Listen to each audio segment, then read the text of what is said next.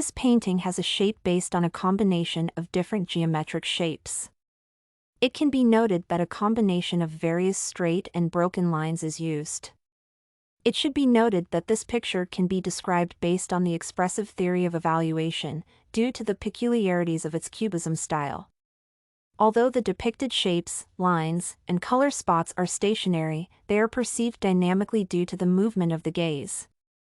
Thus, time and motion are manifested in the picture due to the fact that the viewer is trying to consider various details scattered throughout the picture. Speaking of color, it is worth saying that the painting uses a fairly bright range, combining shades of green, red, blue and yellow.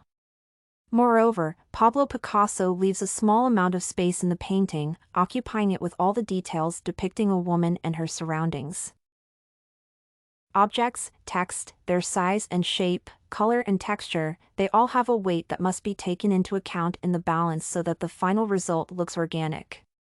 There is a radial balance in which all objects are arranged in a circle in this picture.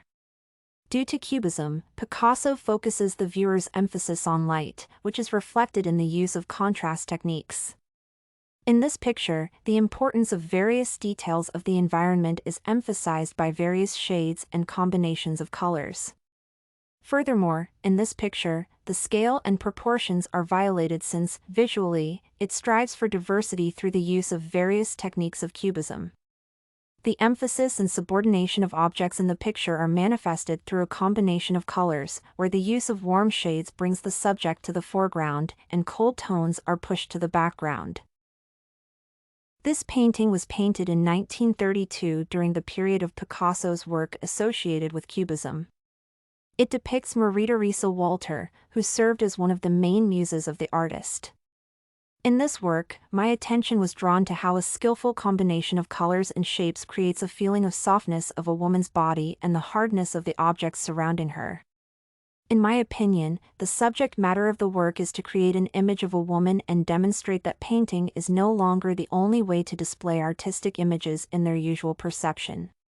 This work affects me in the sense that it allowed me to see how it is possible to display the characteristics of various objects and people without resorting to realism. This type of portrait painting is characterized by the use of free space behind the person depicted. Furthermore, the background shades are often dark, which allows the artist to emphasize the color, brightness, and liveliness of a woman's skin. Exposed to the conditions of realism, the artist uses clear lines that correspond to the contour of the body and clothing items. This picture should be viewed from the contextual theory of evaluation, as this is followed by several factors related to realism. Dutch Flemish painting of the 17th century reflected in such detail the contemporary historical era that today it is possible to restore family life, leisure, interior, and fashion from artists' paintings. Moreover, in this picture, it should be noted the skillful use of light and shadow in order to convey the shape of clothing. Another essential factor that gives this picture time and motion is an accurate image of the face, according to which the viewer can recreate the psychological and emotional state of a woman.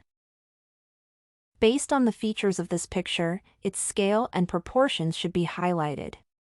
Through the use of those techniques, a stately, aristocratic image of a woman who feels like a real one is transmitted.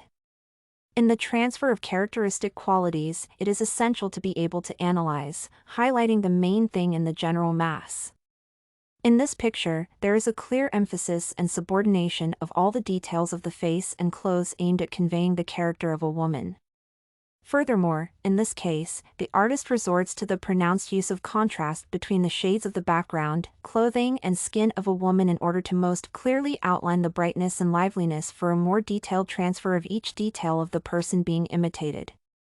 It should be noted that this picture has a symmetrical balance, which makes the woman's face the main object of the viewer's attention. In this way, the unity and integrity of the picture are maintained, and variety is manifested by crossing out various details of clothing and accessories. Jan Anthonius van Ravestein has shown himself to be a talented portraitist, the creator of both individual and group portraits. Due to the exceptional, the 17th century was recognized as the golden age of Dutch painting because of the remarkable quality of the work created, and its painters had a profound effect on the visual arts across Europe. In this work, I was attracted by the special use of light and shadow, and background shades and clothes to emphasize the face. All this contributes to a more accurate psychological and emotional state transmission.